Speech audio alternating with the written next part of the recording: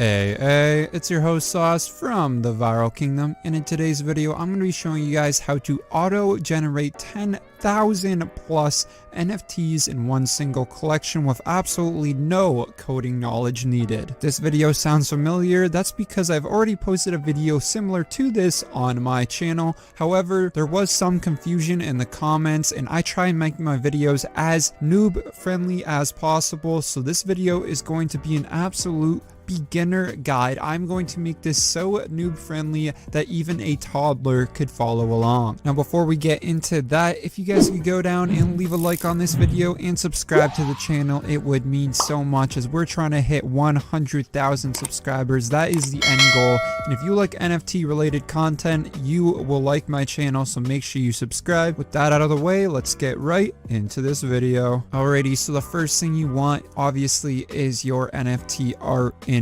Photoshop. Now if you don't know how to get to this stage of the video, how to actually make the art itself and have the different layers, I will have a video that I made a couple days ago linked down in the description. Make sure to check it out. It goes through how I exactly created this NFT that you are viewing on the screen, the Sauce Bottle NFT, which will be dropping soon, hopefully on Opensea, and it might honestly be out by the time this video is out, so I'll have that linked in the description if it is. So essentially the way you need your NFT to be set up is that you have it in different categories listed as you see on the side. So you have like the hats, the eyes, mouth, base, and then there's like names, and then the random is just like some accessories. Basically you just want different layers for your NFT, and I'm sure most of you guys know what I'm talking about. There's always a base. So as you can see, this is the base of my NFT. Every single NFT that is auto-generated is going to have this exact same base. However, it's going to have a different variation of eye. So it might have a happy eye, sad,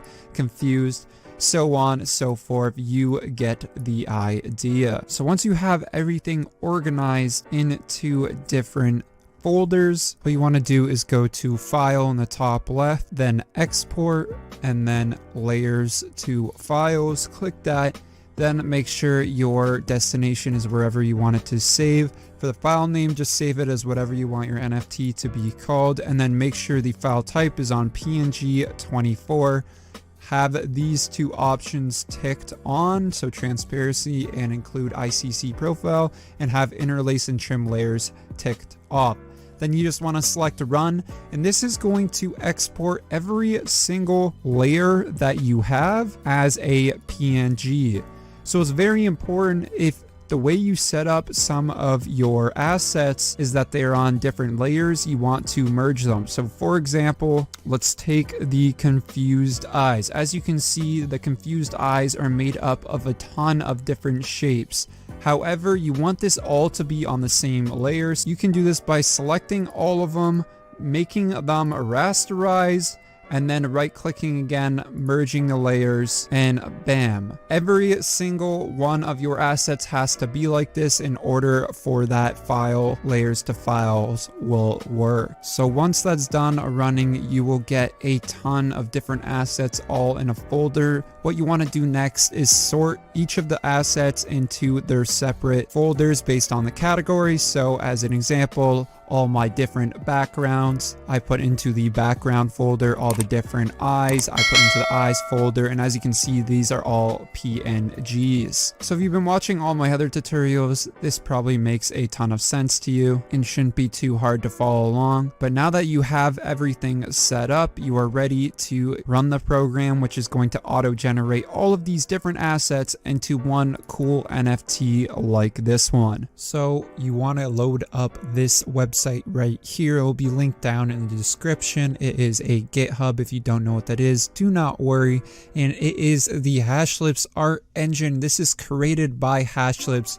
If you do not know who this man is, please show him some love. This guy is the GOAT of the NFT community. He created one of the craziest programs. I am not a programmer, and I just think this is unreal what he's given to the community. So make sure to show him some love down in the comments section. He really created one of the best programs I've ever used, and it's so easy for beginners to get around. So what you want to do when you're on this site is go to code and then download zip. If you want to be working on the same version that we are in this tutorial, it's the version 1.1.2. So once you download it, it will show up in your downloads folder, and then you just want to extract it. You're going to need like a WinRAR or 7-zip. I'm sure majority of you guys already have that. Just extract it to your PC. Next thing you want to do is go to this site called Visual Studio Code. It is a program in which we will edit things around to make the 10,000 generative art NFT work. And you just want to select download it. Very simple to download. The last thing you'll need downloaded is node.js. Majority of you guys probably already have it on your computer, but if you don't, I'll have a link to it as always in the description, and you can download that as well. It's very easy to do. Now I will note that Hashlips has stated it's best that you work in version 14. We're not going to be working in version 14 today. We're going to be working in version 16. I'm not 100% sure what the difference is, but he has stated before to try and use version 14, so I will recommend that.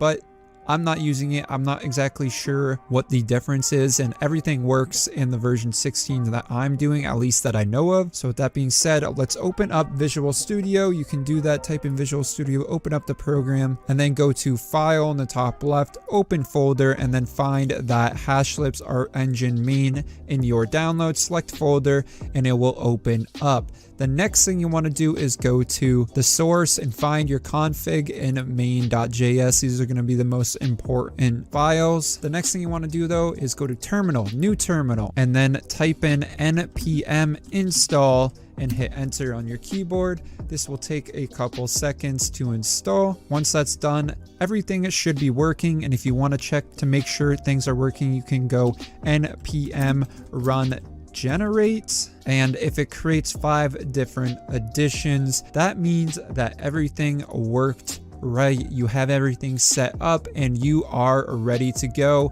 You can check on those in the images folder at the top here in the build. Alrighty, so how do you go about changing these eyes to your own versions of the assets that you have? Well, it's incredibly simple. What you want to do is go to the folder in which you downloaded, then go to the layers option. Then you want to just remove all of those folders right there and import the folders that you have from your assets. So we're going to import all of those, but bam.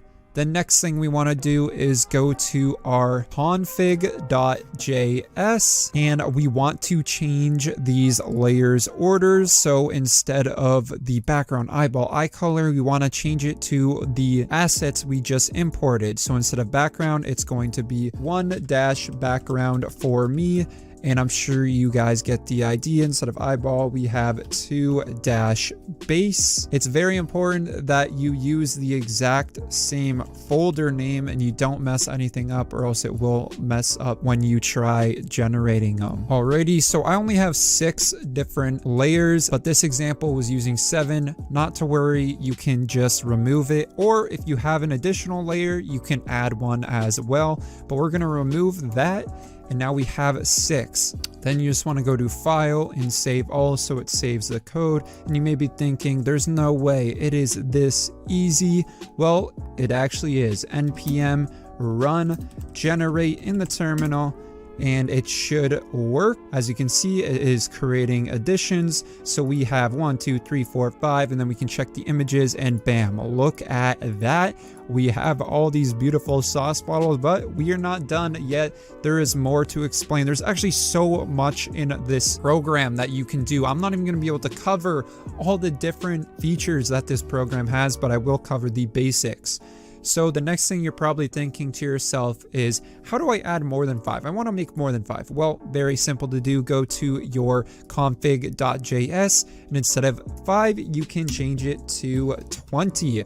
So do the same thing, npm run generates, and it will generate 20 different editions instead of just 5. Wait, just kidding. I forgot to save all. Make sure you save all. The amount of times I do that is ridiculous. Okay, now it should work and create 5. that it is saved. As you can see, 1, 2, 3, 4, 5, 6, and it keeps going. It'll keep going until 20. Very cool stuff. But you're noticing I have this gold sauce bottle, but I want to make them super rare. I don't want the gold sauce bottle to be a common thing. As you can see, it's pretty common. It's like almost every other one is a gold sauce bottle. Well, you can change this very easily. So what you want to do is go to your layers, then go to the layers that you want to change. As you can see, we have the bottle and then we have the gold layer. Now, I want the bottle to be super common. I want it to be like every single time, like 99 out of 100 times. Well, what we can do is change this to 99, hashtag 99. Then we can change the gold to, let's say, hashtag 1. Bam. Enter that in. Go to npm run generate. And then you will notice all of the images will most likely be the red sauce bottle. As you can see, we're not getting any gold. Now you may be noticing in the output that they're going to a 512 by 512 dimension. And personally, I like working with 1000 by 1000 when I work with NFTs. So you can actually change this very easily by going to the config and going to width, changing that to 1000, going to height, changing that to 1000, and then it will save as a 1000 by 1000 NFT. But make sure to go to file and save all so everything stays. Now, I think that pretty much sums up all of the basic things. Some other additions that you can do is changing the description. This will be very important if you plan on using like the JSON files when uploading your NFTs or trying to get them minted, as well as changing your collection name. But yeah, really cool thing too as well, you can check the JSON files and it shows everything. It shows the trait type, the value, which is very helpful for later down the line when you're trying to get your project to the public. But that's gonna do it for me, guys. I think that explains all the basics in the easiest way possible. If you do have any questions, please leave them down in the comment section. I'll try and get to them. I know last video kind of got out of control with the views and I couldn't get to any of the comments because there was just way too many, but hopefully this video isn't as crazy and I'll be able to respond to some of you guys. Additionally, I will be trying to get this sauce bottle collection out onto the market, so check out the description if it's in there. Maybe purchase one for yourselves. It would mean a ton. It would help me out a ton. But what would help me out even more is if you subscribed, as we keep you in the loop on the NFT world, and it helps me get one step closer to 100K subscribers. That's gonna do it for me. See you guys later.